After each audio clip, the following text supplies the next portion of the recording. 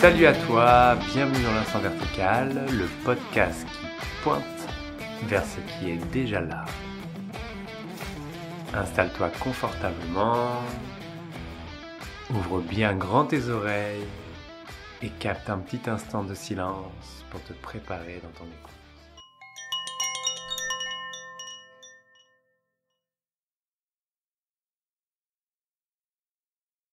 Pour ce nouvel épisode de l'Instant Vertical, je dois dire que je suis content puisque c'est un épisode qui se construit à partir d'une demande que j'ai reçue par mail de la part de Héloïse qui voulait avoir un épisode autour de la notion d'appartenance. Et c'est à partir de cela que j'ai envie de partager avec vous aujourd'hui. L'appartenance, et donc dans le petit mot que proposait Héloïse, l'appartenance, elle était liée, en tout cas pour elle, dans sa manière de la présenter, à appartenir à une famille, appartenir à un couple. Est-ce que nous appartenons les uns les autres ? Est-ce que nous vivons dans quelque chose qui est de l'ordre de « nous appartenons » ? Eh bien, pour rentrer tout de suite dans le vif du sujet, je pense personnellement, et d'ailleurs c'est quelque chose peut-être que je peux reposer, c'est que ce qui est dit là à ce micro, là maintenant dans ce podcast, en tout cas ne concerne que moi. C'est un point de vue. Et c'est encore une fois une invitation à ne pas croire ce qui est dit.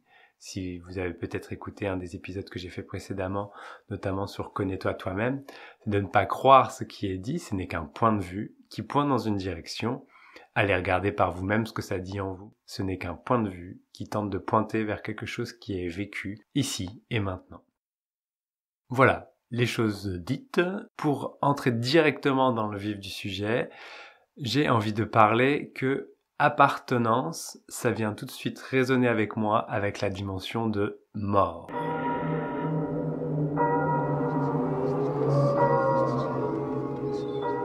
Ça peut paraître un peu bizarre, tiens, on parle d'appartenance et lui, il parle de mort.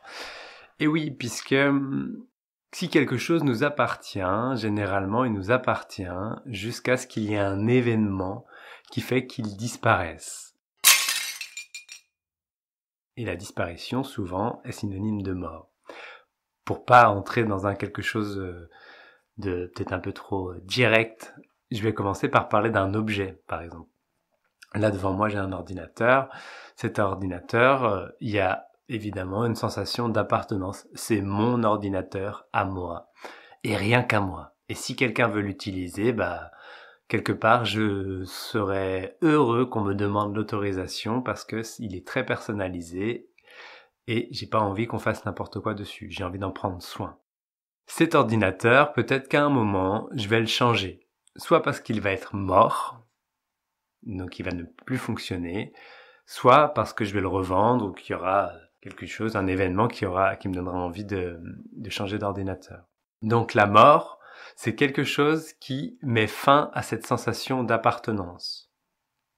C'est facile quelque part de projeter sur un ordinateur, c'est un peu plus délicat de commencer à l'aborder avec un compagnon, une compagne, avec un enfant, une enfant, avec un proche, peu importe lequel. Peut-être que vous avez déjà vécu cela dans votre vie, les choses prennent fin. Et je suis sûr que tout le monde l'a déjà vécu. Mort ici ne signifie pas forcément le décès d'une personne, mais dans mon discours là, à ce moment, peut parler aussi de la fin de quelque chose. Par exemple, dans une relation amoureuse, une relation naît, elle se développe, et à un moment, elle va se terminer. Elle va se terminer d'une manière ou d'une autre. Soit parce qu'il y a une personne qui s'en va, soit parce qu'il y a un divorce, soit parce qu'il y a un décès, une maladie ou quoi que ce soit qui fait qu'il y a un événement qui va mettre fin à la relation.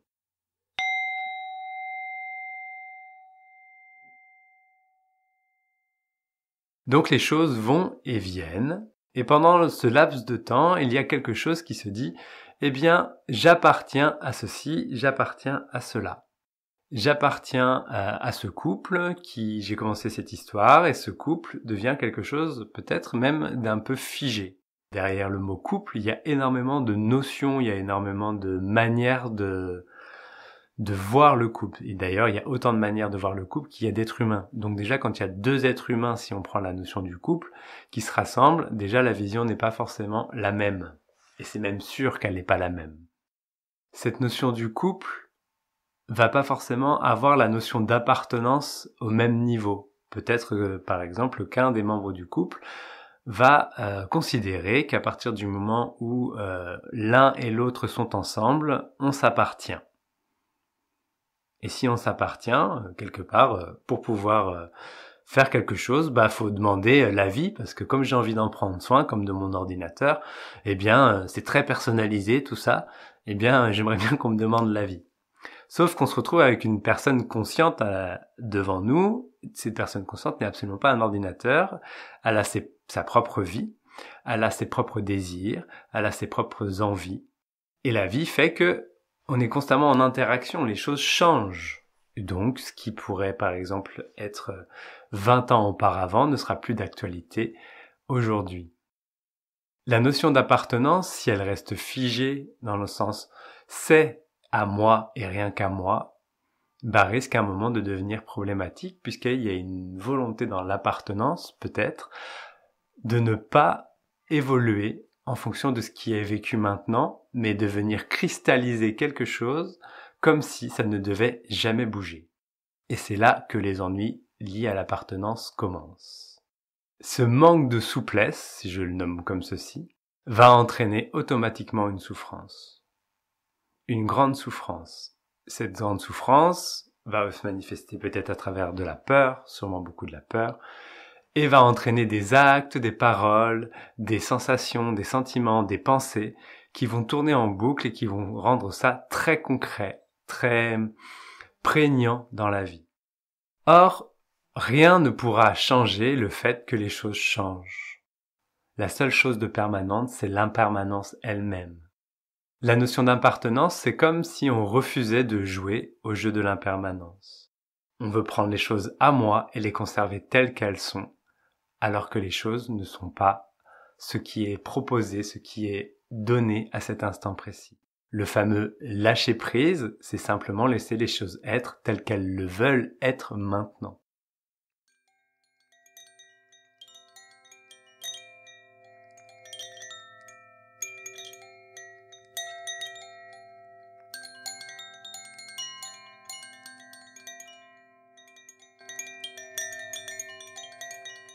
La notion d'appartenance est également liée à une notion autre qu'on retrouve beaucoup dans nos échanges. En général, c'est la dimension du contrôle. Quelque part, si on souhaite que quelque chose nous appartienne, c'est bien parce qu'on veut en garder le contrôle. Si je reprends l'exemple de mon ordinateur, je veux bien contrôler tout ce qui va se passer sur mon ordinateur pour être sûr qu'on ne vienne pas déranger mes configurations, mes logiciels, etc. Et d'ailleurs, si je fais confiance que quelqu'un va le respecter, il n'y a aucun problème à prêter mon ordinateur. Quand ça s'applique à des êtres humains ou à des êtres vivants, ça devient un peu plus compliqué puisque, évidemment, personne n'appartient à personne. Et pourtant, il y a quand même une tentative de garder du contrôle les uns sur les autres. Ça génère énormément de sensations, de sentiments, d'émotions. Et ça nous amène, encore une fois, à souffrir. Pour illustrer ce que je viens de vous partager, j'aimerais vous lire un passage du livre de Khalil Gibran, peut-être que vous le connaissez déjà, Le Prophète. Il concerne un texte autour du mariage. Alors Al-Mitra reprit la parole et dit « Et qu'en est-il du mariage, maître ?» Il répondit par ces mots « Ensemble vous êtes nés, ensemble vous resterez à jamais. Ensemble vous serez quand les ailes blanches de la mort éparpilleront vos joues. Oui, ensemble vous demeurez jusque dans la mémoire silencieuse de Dieu. Ménagez toutefois des espaces au sein de votre unité, et laissez les vents des cieux danser avec vous. Aimez-vous l'un l'autre, mais ne transformez pas votre amour en carcan. Faites-en plutôt une mer qui se meuve entre les rivages de vos âmes. Remplissez vos coupes l'un pour l'autre, mais ne buvez pas dans une seule coupe. Offrez-vous du pain l'un à l'autre, mais ne mangez pas la même miche. Chantez et dansez ensemble dans la joie, mais accordez à l'autre sa part de solitude. Comme sont seules les cordes du luth lorsqu'elles frémissent de la même musique. Offrez votre cœur à l'autre, mais ne lui en confiez pas la garde, car seule la main de la vie peut contenir vos cœurs. Tenez-vous côte à côte, mais pas trop près l'un de l'autre, car les piliers du temple se dressent séparément, tandis que le chêne et le cyprès ne peuvent croître dans l'ombre l'un de l'autre.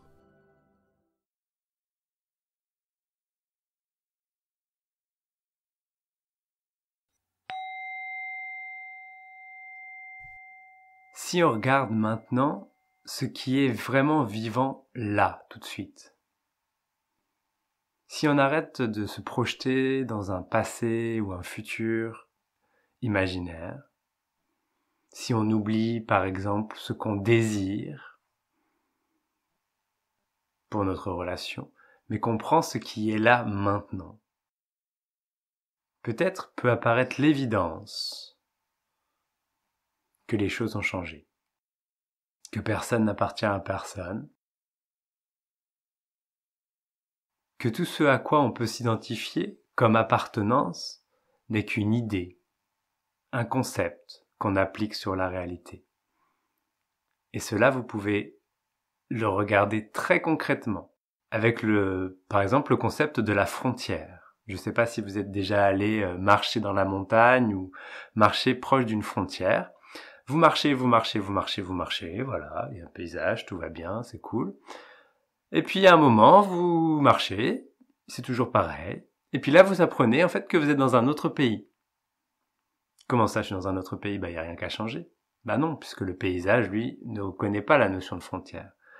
C'est un calque qu'on met sur la réalité en disant ça c'est la France, ça c'est l'Espagne, si je prends l'exemple de l'Espagne, puisque j'habite à côté. La notion de frontière nous fait dire que nous appartenions à une nation.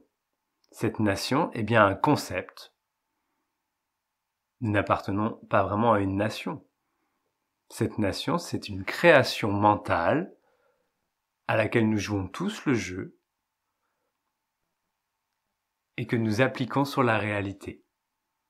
Mais si vous regardez un arbre, vous voyez bien qu'il n'en a rien à faire qu'il soit en France ou en Espagne. Si vous regardez un animal, vous voyez bien qu'il n'en a rien à faire d'être un chien français ou un chien espagnol. Il est chien, tout simplement. Donc, cette notion d'appartenance, c'est bien une sorte de calque que l'on met dessus. Et si vous revenez à cet instant précis, dans l'ici, le maintenant, est-ce que cette appartenance est très prégnante? Est-ce qu'elle prend toute la place? Ou au contraire, ne serait-ce pas une pensée que l'on doit rappeler sans cesse pour nous redire que nous appartenons à ceci, que nous appartenons à cela? Ce ne sont que des masques, des peaux que l'on peut laisser aller.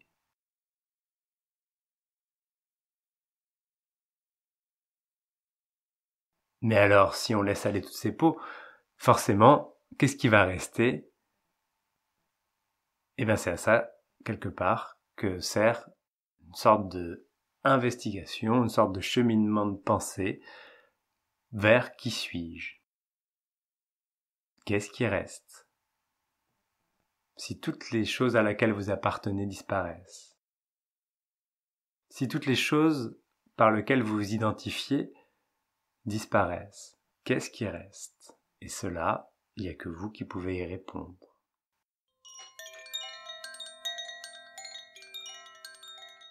Si tu demandes à quelqu'un, dis-moi qui tu es, il y a de grandes chances que la personne va commencer par présenter son identité, dire ce qu'elle fait dans la vie, dire où elle habite, là où elle est née, quelle est la fille ou le fils de machin, de machine, etc. Si je fais le lien avec le sujet d'aujourd'hui de l'appartenance, on va se définir par rapport à ce à quoi on appartient. Ce sont des couches, des calques transparents que l'on applique sur la réalité. C'est pas un processus conscient, c'est un processus inconscient qui se fait automatiquement et très très très vite. tellement vite, parce qu'on est très habitué à le faire, qu'on ne voit même plus que c'est des calques. Si maintenant, on prend le temps de regarder les calques qu'on s'applique dans notre regard sur la réalité, eh bien peut-être qu'il y a des calques qui ne sont plus nécessaires, qui sont plus actuels et qui peuvent tomber. Et puis d'autres qui sont tout à fait à leur place et qui n'y a aucun problème. Vivons dans les calques, puisque de toute façon, quoi qu'il arrive, ça se fait comme ça. Mais cette réactualisation va permettre peut-être de défiger la vision du présent, de défiger la vision du couple, la vision en tant que parent, la vision en tant qu'être humain, etc., etc. Ce mouvement de défigement, si j'ai envie de dire, eh bien, aura les conséquences que ça aura pour vous dans votre vie. Il n'y a aucune nécessité ou besoin particulier d'être défigé, ça ne changera pas ce que vous êtes profondément. Mais le fait d'enlever ces voiles et ces calques et de cesser d'y croire va peut-être permettre d'alléger un petit peu la vie quotidienne. Les choix seront sûrement différents. Ça aura un nouveau goût.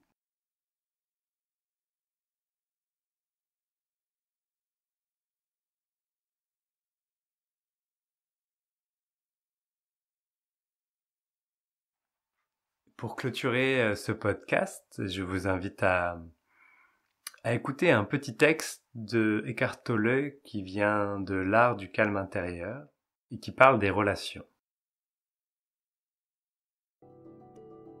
Tant que l'ego dirige votre vie, la plupart de vos pensées, de vos émotions et de vos gestes émanent du désir et de la peur.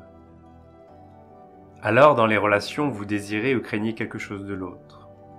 Ce que vous voulez de lui, ce peut être le plaisir ou le gain matériel, la reconnaissance, des louanges ou de l'attention, ou un renforcement de votre sentiment de soi par la comparaison et l'affirmation que vous êtes supérieur à lui, du point de vue de l'être, de l'avoir ou des connaissances. Ce que vous craignez, c'est le contraire, qu'il puisse d'une façon ou d'une autre diminuer votre sentiment de soi. Lorsque vous focalisez votre attention sur le moment présent, au lieu d'en faire usage comme d'un simple moyen, vous dépassez l'ego et l'impulsion inconsciente d'utiliser les gens pour vous mettre en valeur à leurs dépens. En accordant toute votre attention à votre interlocuteur, vous écartez de la relation le passé et le futur, sauf pour des questions pratiques.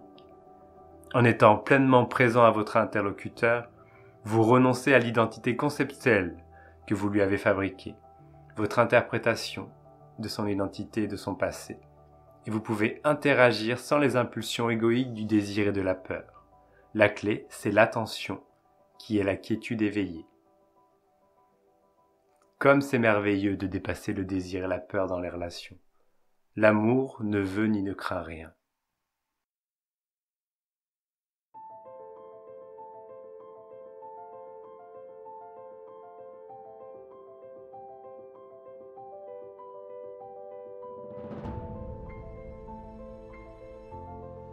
Voilà, je t'invite, si tu en as envie, cette semaine, à regarder ce qui est de l'ordre du concept par rapport à la notion d'appartenance.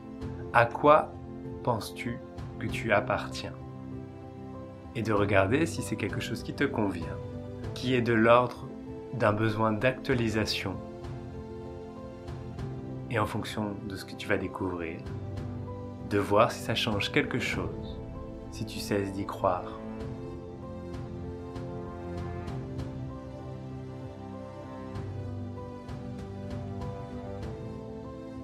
Voilà, c'est la fin de ce podcast. Héloïse, j'espère que ça a apporté une lumière ou un regard par rapport à ce que tu voulais en me posant ce thème. Si vous avez envie de me proposer des sujets, je vous rappelle que ça me parle vraiment, ça me donne vraiment de la consistance, ça me permet aussi d'aller chercher en moi à l'intérieur de ce que ça a envie de dire par rapport au sujet. C'est très précieux.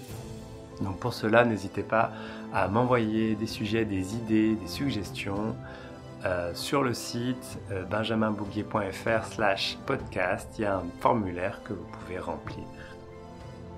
Merci beaucoup de votre écoute. Je vous laisse découvrir et continuer à suivre le podcast sur les réseaux sociaux. N'hésitez pas à liker, commenter, partager. En attendant, je vous souhaite une très belle semaine et je vous laisse quelques instants en silence dans la verticalité de cet instant.